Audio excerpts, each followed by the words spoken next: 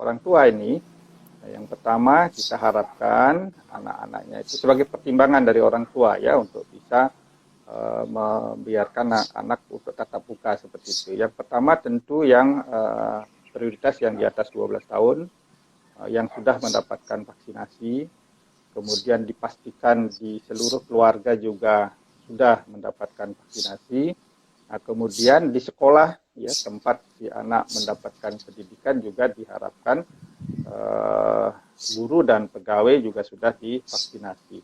Nah, kemudian satu lagi yang perlu juga orang tua secara aktif mengetahui adalah bagaimana fasilitas dan situasi sekolah tempat anak belajar, ya ruangannya, kemudian settingannya, kemudian fasilitas-fasilitas protokol kesehatan seperti tempat cuci tangan dan sebagainya itu apakah sudah memenuhi syarat apakah tidak seperti itu ya.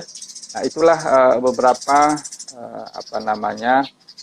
pandangan daripada profesi dokter anak dalam rangkaian dengan persiapan sekolah tatap muka. Ya, saya kira sementara itu dulu Dokter Yani. Baik, terima kasih Dokter Lanang atas penjelasannya. Jadi itu pandangan dari IDAI ya.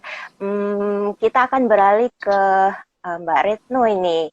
Jadi dari sisi psikologi nih, bagaimana Mbak Retno menghadapi sekolah tatap muka yang akan mulai? Mungkin ada sudut pandang yang pengalaman Mbak Retno yang mungkin datang ke lembaga psikologinya atau mungkin curhat bersama Mbak Retno tentang masalah ini, bisa di-sharing. Iya, terima kasih Dokter Yani. Ya, jawaban Dokter Lanang mah udah lengkap banget sebenarnya ya. Saya sedikit menambahi aja.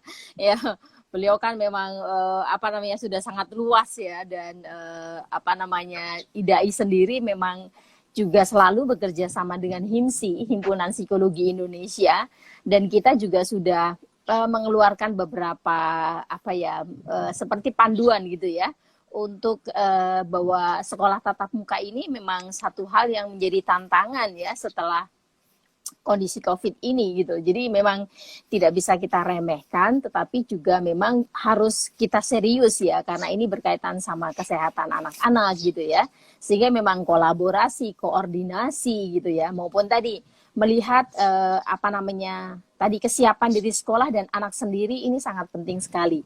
Jadi benar bahwa kalau saya sih menyambut sangat gembira, karena memang kalau dari pengalaman saya sejak COVID ini kan memang tetap buka praktek, karena memang kalau di psikologi nggak bisa semuanya online gitu ya, jadi ada beberapa yang memang tetap harus datang gitu ya. Anak-anak kadang-kadang remaja pun juga ngerasa, aduh tante lebih enak ketemu deh gitu ya, yang penting prokes gitu deh.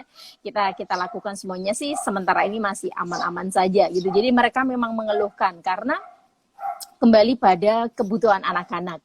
Jadi anak-anak dari ya kalau kita sebut sebagai sampai 18 tahun dan terutama remaja, mereka lagi berkembang aspek sosialnya gitu. Jadi mana asyiknya gitu ya. Kalau terus cuma online aja ketemu pacar gitu ya. Pasti mereka juga ingin ketemu secara offline, ketemu sama teman-temannya gitu. Jadi mereka memang masih punya satu kebutuhan sosial yang sangat tinggi.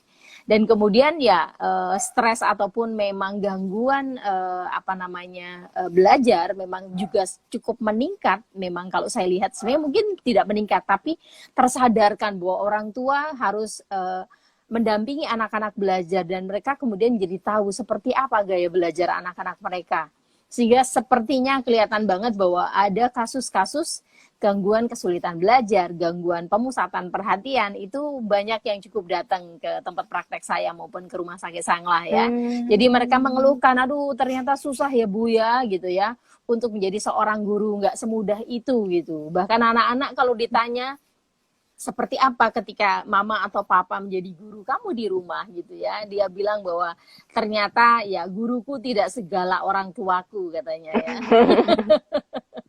Jadi ini tantangan-tantangan tertentu, tetapi tetap ya, namanya kesehatan pasti menjadi prioritas utama. Tapi juga faktor psikologis mereka juga perlu kita perhatikan. Jadi saya yakin sih memang semuanya perlu dipersiapkan dengan sangat matang dan dengan tetap memperhatikan kondisi sekolah maupun kondisi anak-anak yang nantinya akan belajar harus seperti apa, biar sama-sama nantinya ya anak-anak tetap bertumbuh dengan baik, bertumbuh dengan sehat dan bertumbuh dengan ya sehat secara raga dan jiwa tentu saja. Gitu Dokter Yani. Baik, aduh, kalau sudah Bu Retno atau Mbak Retno ini jelasin selalu senyum gitu ya, jadi semangat gitu ya. Jadi kalau misalnya ada pasiennya datang aja sudah sembuh kayaknya. Jadi baik, memang mental anak-anak itu harus dipersiapkan ya Mbak Retno ya. Iya, Karena iya. kalau dilihat ya, seperti yang Mbak Retno katakan,